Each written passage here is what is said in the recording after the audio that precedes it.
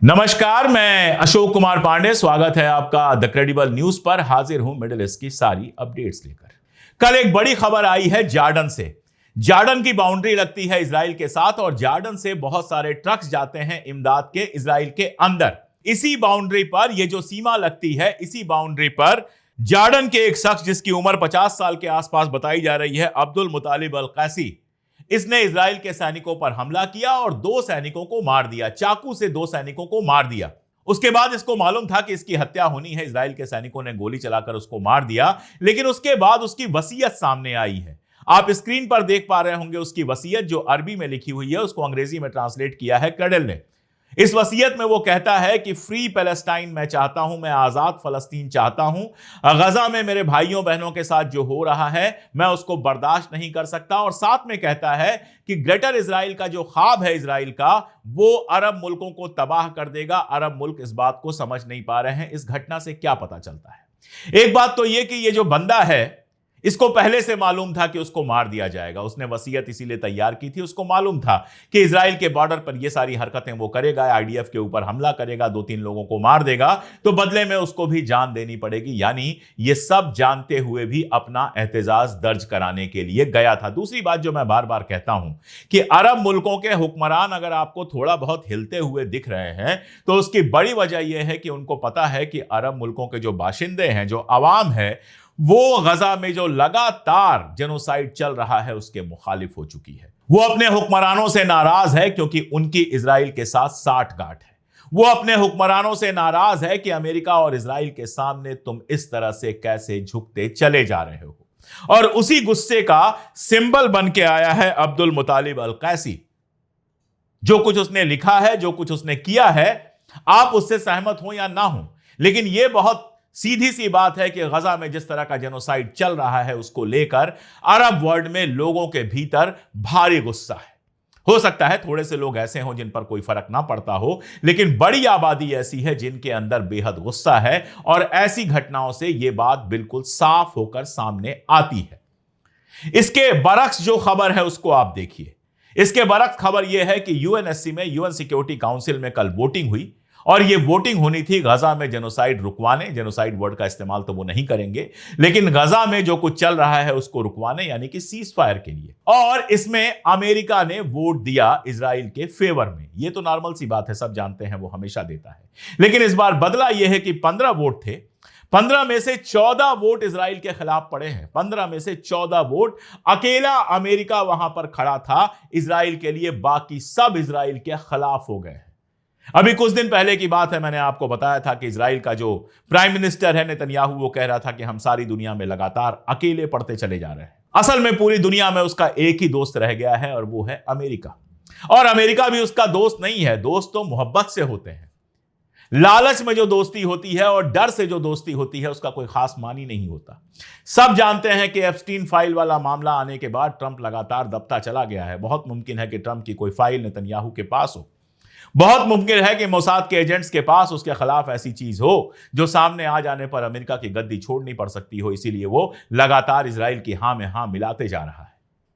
लेकिन बाकी दुनिया का बड़ा हिस्सा इजराइल के खिलाफ है। इसका सबसे बड़ा सबूत है यूएनएससी में हुई वोटिंग, और इसकी चिंता पूरे इजराइल में दिखाई दे रही है। नेतन्याहू ने कहा कि हम अकेले पड़ रहे हैं, आइसोलेट हो रहे हैं। कल वहां के राष्ट्रपति का बयान आया, जो वहां हरजोग वहां राष्ट्रपति हैं, उनका बयान आया कि हम दुनिया में जो अकेले पड़ते जा रहे हैं वो फ्री वर्ल्ड के लिए अच्छा नहीं है। अरे फ्री वर्ल्ड के तो तुम हिस्सा ही नहीं हो। एक ऐसा मुल्क जो अपने हर पड़ोसी के ऊपर हमला करता है, जो कतर जैसे पड़ोसी के ऊपर भी हमला करता है, जिसका हमेशा रोल जो रहा है वो मीडिएशन का रहा है, वो फ्री वर्ल्ड का हिस्सा कहां से है? असल में इजराइल लगातार परेशान है कि उसका प्रोपेगेंडा नहीं चल रहा। अभी कुछ दिन पहले यूट्यूब, फेसबुक वगैरह को काफी बड़ा पैसा दिया गया है कि हमारे फेवर में प्रोपेगेंडा चलाओ, और उसके बावजूद नेतन्याहू कहता रहता है, रोता रहता है कि सारी दुनिया जो है वो हमारे खिलाफ हो रही है क्योंकि हमास का प्रोपेगेंडा सक्सेसफुल हो रहा है। बहुत सीधी सी बात है कि मिलियंस ऑफ डॉलर खर्च करने के बावजूद फेसबुक, ट्विटर, हर जगह कब्जा करने के बावजूद अगर तुम्हारा फर्जी प्रोपेगेंडा लोग स्वीकार नहीं कर रहे हैं, इसका सीधा मतलब यह है कि लोग गजा की हकीकत जान चुके हैं। लोग ये हिस्ट्री जान चुके हैं कि कैसे 70 साल से फलस्तीन को तुमने दबा कर रखा है, कैसे फलस्तीनियों के जीने का हक तुमने छीना है और कैसे गजा में जो कुछ कर रहे हो वो जेनोसाइड है। यह हकीकत जानने के बाद कोई भी हक पसंद आदमी तुम्हारे साथ खड़ा नहीं होगा। जो अमेरिका तुम्हें दोस्त लगता है, उस अमेरिका की हालत यह है कि ट्रंप भले तुम्हारे सामने सर झुका रहा हो, लेकिन 80% लोग, एक नया सर्वे आया है और यह सर्वे भी इजराइल के ही अखबार में छपा है, कि 10 में से 8 लोग इस बात को मानते हैं कि इजराइल जो कुछ गजा में कर रहा है वो गलत है। केवल 2% लोग ऐसे हैं जो इजराइल का सपोर्ट करने को तैयार हैं। 10 में से 2 लोग ऐसे हैं। यानी पूरे अमेरिका में 80% के आसपास ऐसे लोग हैं जो गजा के मुद्दे पर इजराइल के खिलाफ हैं। इससे बड़ी हार इजराइल की क्या होगी कि जिस अमेरिका से सारी मदद उसको मिलती है, वहां की भी आवाम उसके साथ नहीं है। यही नहीं, कम से कम डेमोक्रेटिक पार्टी के अंदर अब थोड़े से लोग ऐसे इकट्ठा हुए हैं जो कह रहे हैं कि गजा में जो चल रहा है वो जेनोसाइड है। सिर्फ 20 लोग हैं, बर्नी सैंडर्स जैसा बड़ा नाम है, इसके अलावा 19 लोग और हैं, लेकिन ये एक शुरुआत है। 20 लोग अगर खड़े होकर कह रहे हैं कि जेनोसाइड है, अगर डेमोक्रेटिक पार्टी के सांसद एक सीनेट में प्रस्ताव लाने वाले हैं जो इस बात के लिए है कि फलस्तीन को एक खुद मुख्तार मुल्क का दर्जा दिया जाए, इसका मतलब यह है कि आईपैक के अरबों खरबों लुटाने के बावजूद, आईपैक के बारे में जानते हैं ना आप, यहूदियों का संगठन है जो पैसे खर्च करता है सीनेट के मेंबर्स यानी वहां के एमपीज को चुनाव जिताने के लिए फंड करता है, और वहां के एमपी उसकी जबान में जबान मिलाकर बोलते हैं। अगर करोड़ों, बिलियंस, मिलियंस, ट्रिलियंस खर्च करने के बावजूद अमेरिका की सेनेट में कुछ लोग सामने आकर यह कह रहे हैं कि फलस्तीन को खुद मुख्तार मुल्क का दर्जा दिया जाए, 80% अमेरिकी इजराइल के खिलाफ हो रहे हैं, तो इसका बहुत सीधा मतलब है कि इंसानी फितरत होती है हक के साथ खड़ा होना, और अमेरिका में भी इंसानों की कमी नहीं है जो हक के साथ खड़ा होना चाहते हैं। तो आज अगर हकीकतन देखें तो इजराइल के साथ कोई नहीं खड़ा है। इजराइल सारी दुनिया में अकेला पड़ा है। ठीक है, गजा के अंदर जुल्म सितम हो रहे हैं, इसमें कोई दो राय नहीं है। आज कंडीशन यह है कि गजा के अंदर इंटरनेट पूरी तरह से ब्लॉक कर दिया गया है, इसीलिए खबरें, तस्वीरें कम आ रही हैं या नहीं आ पा रही हैं, लेकिन जो कुछ हो रहा है वो हम सब जानते हैं। गजा शहर के अंदर जो मकान है, मल्टी स्टोरी बिल्डिंग्स हैं, उनको गिराया जा रहा है, लगातार लोगों को बेघर किया जा रहा है। जो लोग घर छोड़कर जा रहे हैं उनके ऊपर भी गोलियां और बम बरसाए जा रहे हैं, ये सब हम जानते हैं। और इन सब से दर्द से हमारा सीना चाक हो जाता है, लेकिन हम ये भी जानते हैं कि फलस्तीनियों ने जिस तरह की लड़ाई इस बार लड़ी है और दुनिया भर के लोग जिस तरह से फलस्तीनियों के साथ खड़े हुए हैं, हालत यह है कि अमेरिका का राष्ट्रपति इंग्लैंड में था, स्ट्रेमर उसके साथ खड़ा था। स्ट्रेमर कोई फलस्तीन का सपोर्टर नहीं है, वो भी इजरायली पैसे से ही प्रधानमंत्री बना था, लेकिन आवाम का प्रेशर ऐसा है कि स्ट्रेमर अब फलस्तीन को खुद मुख्तार मुल्क का दर्जा देने जा रहा है।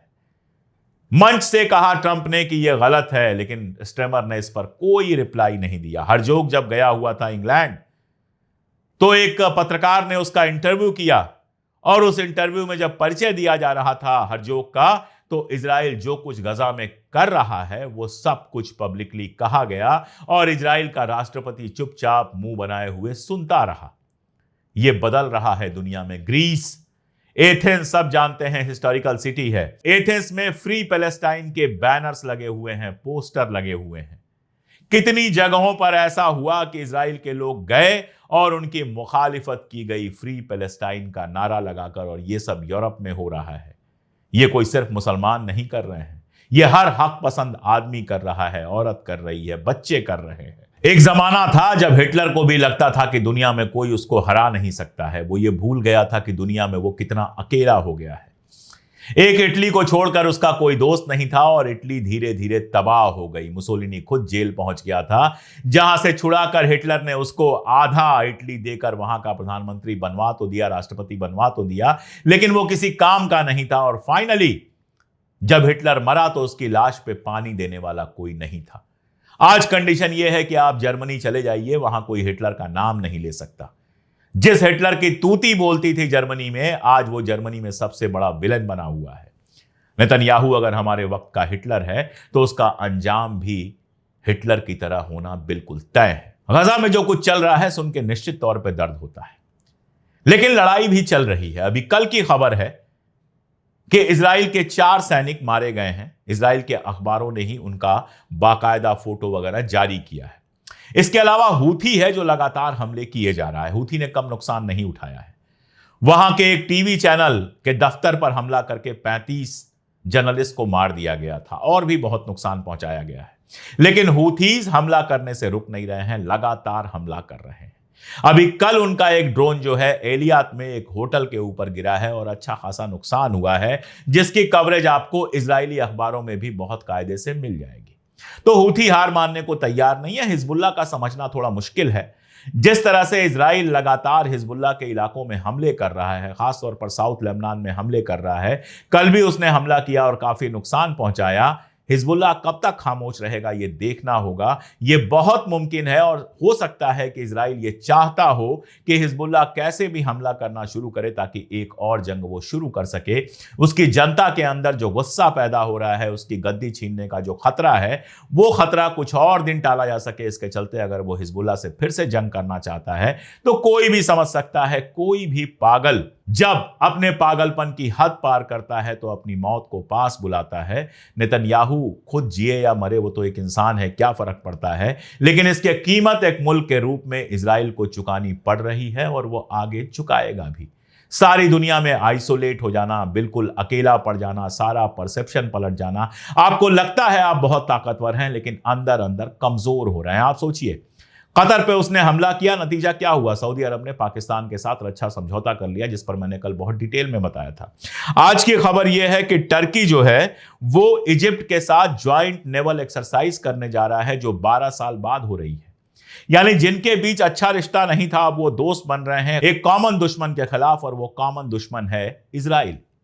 ईरान को घेरने की बहुत कोशिश हो रही है। यूएनएससी में अब एक प्रपोजल आने वाला है, स्नैप बैन, ईरान के ऊपर स्नैप बैन करने वाले हैं। ईरान से किसी तरह का कोई भी ताल्लुक नहीं रखेंगे, तिजारती ताल्लुक नहीं रखेंगे, कुछ खरीदेंगे नहीं, कुछ बेचेंगे नहीं। ईरान वैसे भी आइसोलेशन में है। उसका जो पूरा मार्केट है वो यूरोप और अमेरिका में नहीं रह गया है। उसने अपने लिए नए मार्केट तलाश लिए हैं। रशिया का मार्केट है, चाइना का मार्केट है, और भी कई कंट्रीज का मार्केट है। आप कर दीजिए। आपकी हालत यह है कि आपकी इकॉनमी खुद खत्म हो रही है। सस्ता तेल नहीं मिल रहा है। रशिया से आप तेल गैस नहीं खरीद सकते, ईरान से आप तेल गैस नहीं खरीद सकते, तो आपको महंगा तेल और गैस खरीदना है।